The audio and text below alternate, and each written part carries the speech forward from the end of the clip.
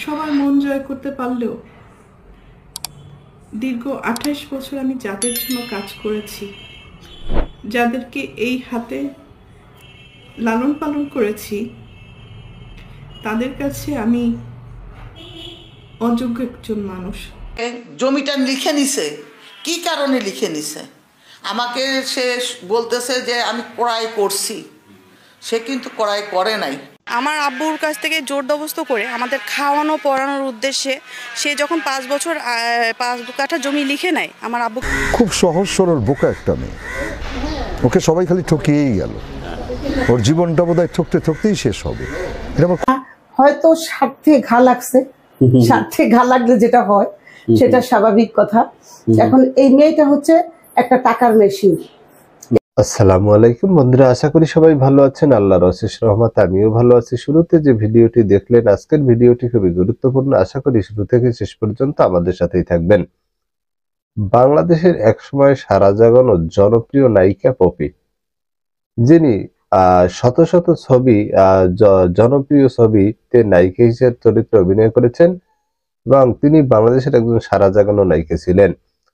তিনি খুলনার একটি সম্ভ্রান্ত জমিদার পরিবারে জন্মগ্রহণ করেন।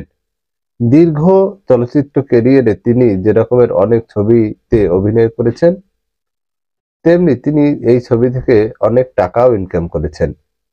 বর্তমানে ছবির বন্ধা অবস্থা এবং বর্তমানে তিনি আসলে ছবি করেনও না।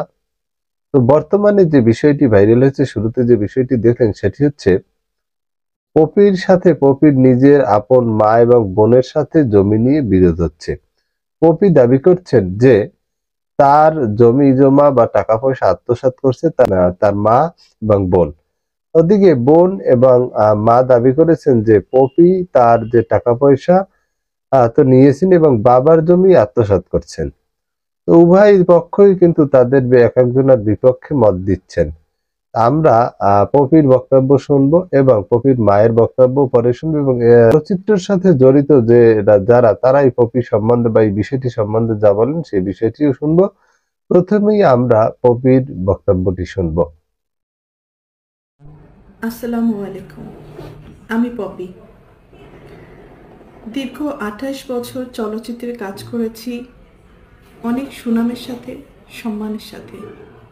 কোটি কোটি দর্শকদের ভালোবাসা পেয়েছি, ইন্ডাস্ট্রির মানুষের ভালোবাসা পেয়েছি। কিন্তু এই মুহূর্তে আমি ক্যামেরার সামনে কথা বলছি একজন ব্যর্থ মানুষ হিসাবে। ব্যর্থ মানুষ বলছি এই কারণে, সবার মন জয় করতে পারলেও দীর্ঘ ২৮ বছর আমি যাদের জন্য কাজ করেছি, যাদেরকে এই হাতে লালন পালন করেছি, তাদের কাছে আমি অযোগ্য একজন মানুষ। তাদের মন মতো চলতে পারিনি, তাদের মনের মতো করে নিয়ন্ত্রিত হতে পারিনি।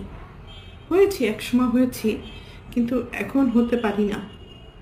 তার করে বলেছি আমি একজন ব্যর্থ মানুষ। একটা মানুষ তো সবসময় সবার কাছে ভালো হতে পারে না, সব সময়ের জন্য ভালো হতে পারে না। আমি যখন ইনকাম করেছি,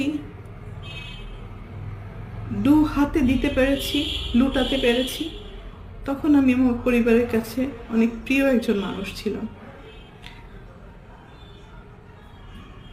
এখন দিতে পারি না হয়তো তাদের প্রয়োজন অনুযায়ী, যার কারণে আমি এখন তাদের কাছে গলার কাটা, শত্রু এবং অপছন্দের একজন মানুষ। দীর্ঘ ২ দিন যাবৎ আমি আসলে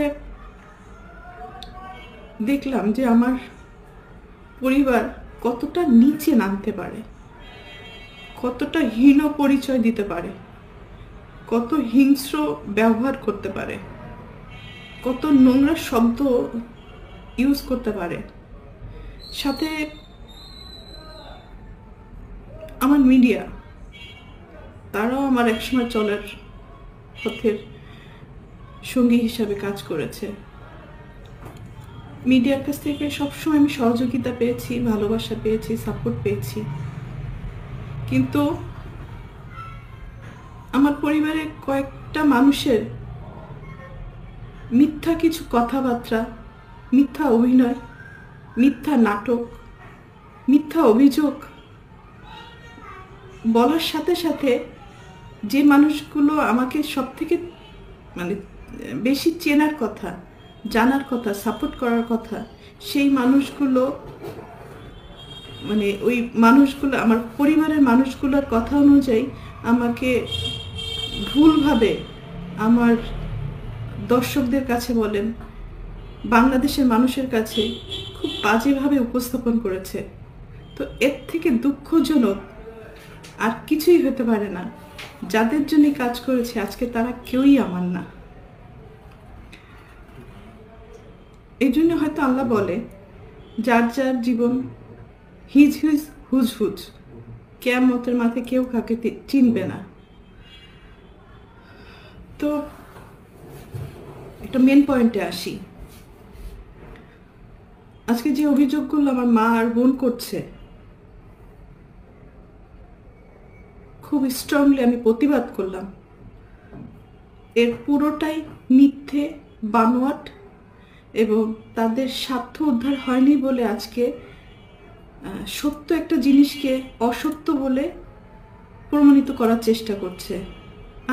বন্ধুরা, এই ব্যাপারে জনপ্রিয় নায়িকা পপি যে কথাগুলো বলেছেন সেটি শুনলাম। এবারে আমরা পপির বোন এবং পপির মায়ের বক্তব্য শুনবো। জমিটা লিখে নিছে, কি কারণে লিখে নিছে? আমাকে সে বলতেছে যে আমি ক্রয় করছি, সে কিন্তু ক্রয় করে নাই। এই যে আমি পপির সাথে ছিলাম, পপি আমার সঙ্গে ছিল, এখন এই খাওয়া দাওয়া করছি, আমরা একসঙ্গে ছিলাম, তখন ওর টাকা খরচ হয়েছে বা আমাদের টাকা খরচ হয়েছে, তার বদলে তার বাপকে সে আটকায় রেখে 5 কাঠা জমি সে লিখে নেয়। আমার আব্বুর কাছ থেকে জোর জবরদস্ত করে আমাদের খাওয়ানো পড়ানোর উদ্দেশ্যে সে যখন 5 বছর 5 কাঠা জমি লিখে নেয় আমার আব্বুকে আটকায় রেখে, তখন আমরা কেউ এই পর্যন্ত কোনোদিন মুখ খুলি নাই। ওর সাথে নেগোসিয়েশনের জন্য দেখার জন্য জায়গাটা কার, এই জায়গা দেখানোর উদ্দেশ্যে আমরা যখন জায়গা পর্যন্ত যাব, তার আগে রাস্তার মধ্যে উনি আমাকে ধাম করে থাপ্পড় মেরে বসছে। তুই কিভাবে বাঁচিস সেটা আমি দেখে নেবো, তোকে আমি দেখে ছাড়বো। সাথে সাথে পাশ থেকে ড্রাইভার ছিল শিপন, ড্রাইভারের মতো মানুষে আমাকে তুই তামারি করে বকাঝকা করে, ও আমাকে দেখে নেবে জিডি করি। এবং যেহেতু আমার এখানে আমার ছোটো ভাইকেও ধমকি দিয়ে গেছে যে তাকে বিভিন্ন কেসে ফাঁসাবে, যেহেতু সে তার বাসায় কিছুদিন ছিল। তো বন্ধুরা, আমরা পপির মায়ের এবং বোনের বক্তব্য শুনলাম। এবারে যারা পপির সাথে দীর্ঘদিন চলচ্চিত্র জগতে কাজ করছে, তারা এই সম্বন্ধে কতটুকু জানেন এবং কি মতামত ছিল, আমরা তাদের বক্তব্যটি শুনে আসি। আমার খুব কাছের কিন্তু পপির সাথে আমার খুব ভালো বন্ধুত্ব। খুব সহজ সরল বোকা একটা মেয়ে, ওকে সবাই খালি ঠকিয়েই গেল। ওর জীবনটা বোধহয় ঠকতে ঠকতেই শেষ হবে।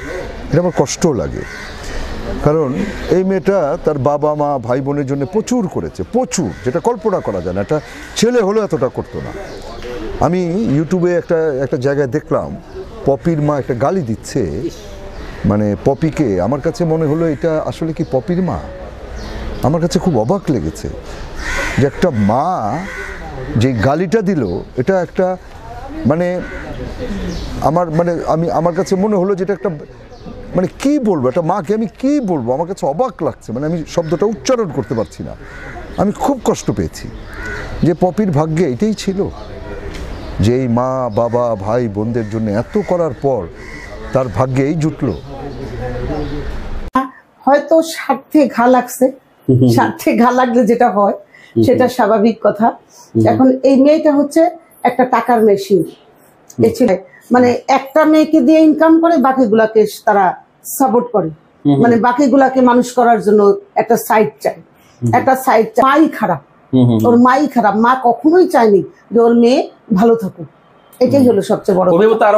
তো বন্ধুরা, আমরা যে উভয় পক্ষের বক্তব্য শুনলাম, আপনাদের কি মতামত? এখানে কি আসলে পপি আত্মসাৎ করছে নাকি পপির টাকা পয়সা তার বোন এবং মা আত্মসাৎ করেছে? আপনারা আপনাদের মূল্যবান মতামত অবশ্যই কমেন্ট বক্সে কমেন্ট করে জানাবেন। আর দেখা হবে আগামী ভিডিওতে। সে পর্যন্ত ভালো থাকবেন। আল্লাহ হাফেজ।